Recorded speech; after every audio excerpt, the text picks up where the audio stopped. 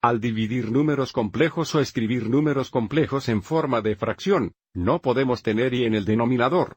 Recuerda, y es igual a la raíz cuadrada de -1, así que esta regla es muy similar a no tener una raíz cuadrada en el denominador de una expresión radical. Así que cuando el denominador es solo un número imaginario, podríamos eliminar el yo del denominador al usar el hecho de que y cuadrado es igual a -1. Aviso: si multiplicamos esto por y, el denominador sería 3y cuadrado. Y luego podríamos sustituir un por y cuadrado. Esto simplificaría a -3. Pero preferimos que el denominador sea positivo. En lugar de multiplicar por y, realmente vamos a multiplicar por y. Y ahora, vamos adelante y multiplicamos.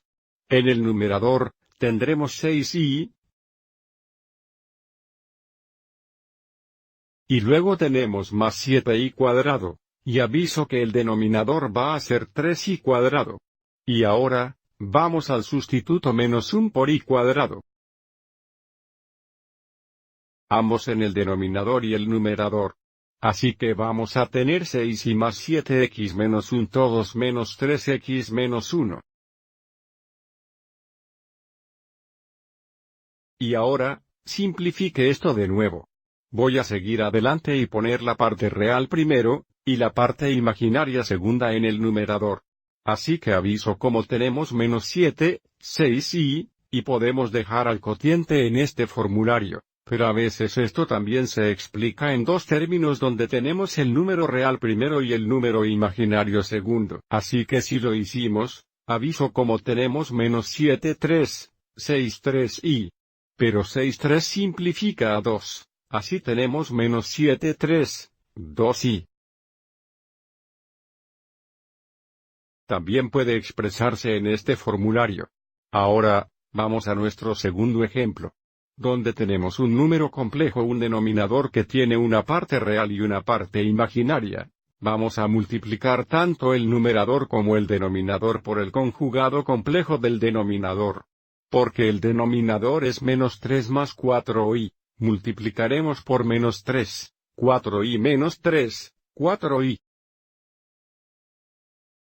Tenemos 4 productos en el numerador y 4 productos en el denominador. Así que tendremos -2x menos 3 que es 6, menos 2x 4y que es más 8y. Más 5y x 3y eso 15y, y luego más 5y x 4y eso 20y cuadrado.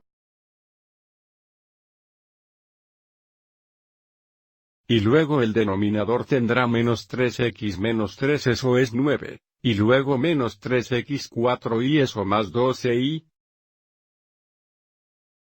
Entonces tenemos más 4y x 3y que es 12y, y el último producto va a ser 4y x 4y o 16y cuadrado.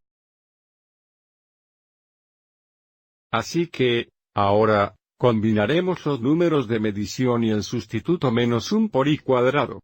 Entonces, en el numerador, vamos a tener 6, y luego tenemos 8, 15y que es 7y o 7y, 20x menos 1 para y cuadrado.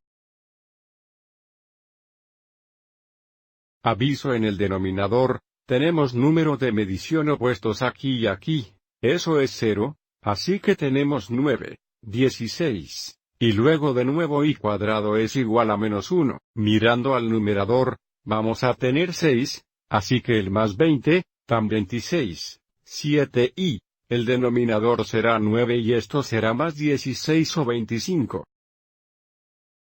Para que podamos expresar este cociente en este formulario o de nuevo, si lo deseamos, podemos dividirlo en dos términos. La parte real sería 26-25 y la parte de medición sería -7-25y. Bueno, espero que hayas encontrado esto útil.